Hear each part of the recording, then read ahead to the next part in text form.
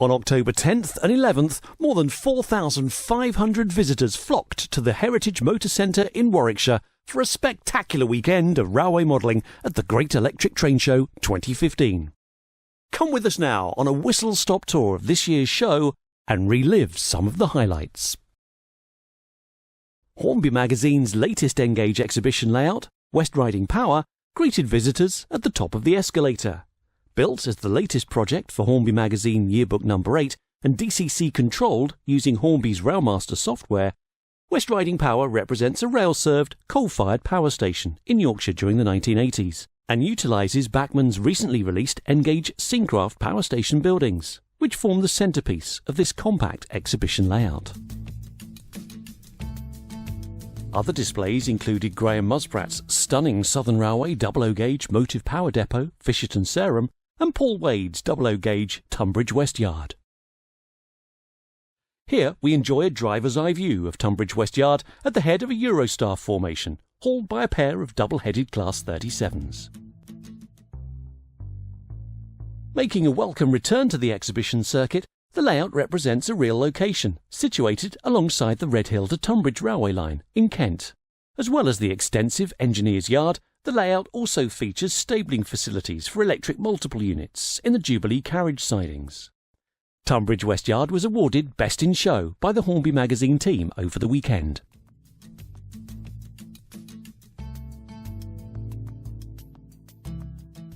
Elsewhere, the park keeper's Sydney Gardens represented the ornate gardens in Bath, where the Great Western London Paddington to Bristol main line passes through.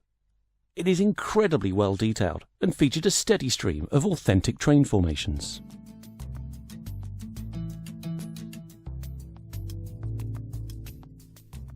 St Marnock Engine Shed is an imaginary location near Kilmarnock, owned by Mike Bissett. This stunning O-gauge layout featured a three-row cathedral-style Glasgow and South Western Railway shed as its centrepiece, together with sound and smoke-fitted locomotives, adding that extra touch of excitement to proceedings. The Great Electric Train Show made good use of all available space at the Heritage Motor Centre to house this year's 65 stands, which included 27 layouts, 30 traders, and a host of demonstrations in the expanded skills zone. Here in the main conference rooms, we see Shipley Model Railway Society's stunning 00 gauge Leicester South GC, which is based on the real location just south of Leicester Central, on the former Great Central Railway's London extension. All the trains operating on the layout have been researched from documentation, photographs and first-hand accounts. The goods yard was well used by local freights, with wagons marshalled and moved from one line to another by wagon turntables, as well as ropes and capstans in and around the large warehouse.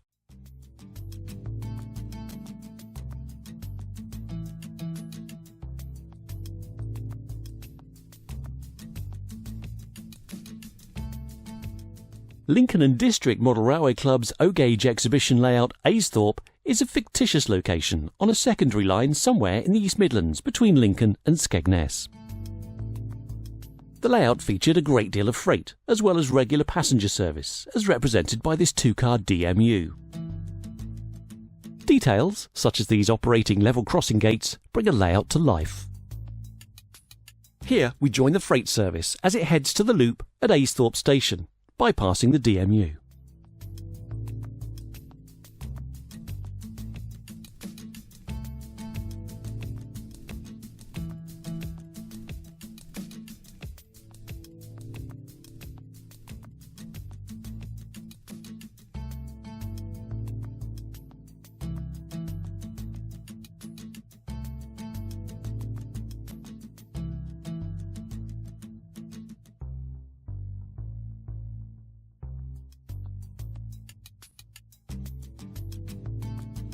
As our whistle-stop tour continues, we briefly call at Nick Skelton's Rumbling Bridge, set in central Scotland in the early 1960s, with its distinctive high-level signal box providing good vision for the line's signalman as a short passenger train passes through. Modern image railway modelling was represented to good effect on Widnes Vine Yard from the Wirral Fine-Scale Railway Modellers, set in the 2000s era. Based on a junction in the northwest of England near Liverpool, a wide variety of stock from 2006-2007 is used. The layout is DCC controlled using Digitrax controllers in conjunction with Railroad and Company software, offering a fully digital model railway, including operation of points and signals. Plus, all locomotives feature DCC sound.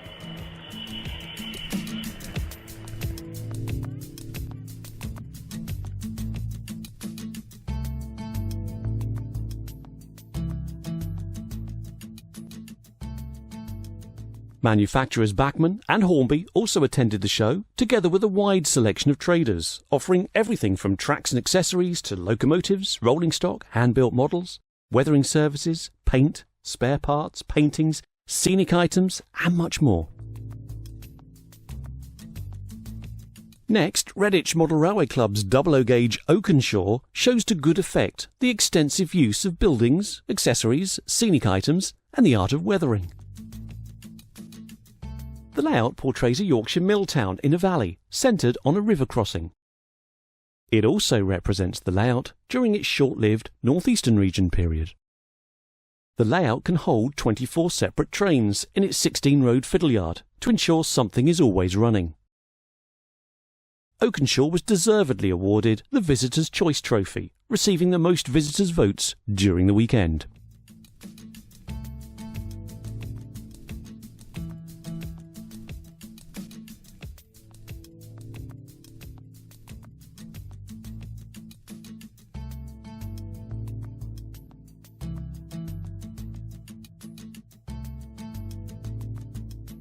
Hornby magazine displayed two layouts at this year's Great Electric Train Show. Shortley Bridge and Felton Cement Works, our 00 gauge exhibition layout built for Hornby magazine yearbook number 7, was situated at the entrance to the show, offering unique angles to view the layout, from ground level, on the escalators, or in the lift. Join us as we take you on a driver's eye view of the line from Shortley Bridge Station, headed by a Class 17 Clayton.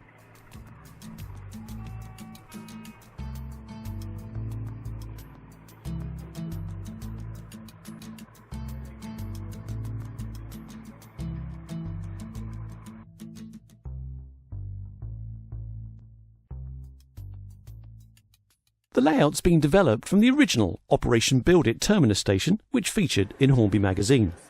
New sections have been added, including a viaduct scene and a cement works built from a Walther's kit. The impressive cement works handles short feeder trains of around 8 wagons, but generates plenty of traffic for the line.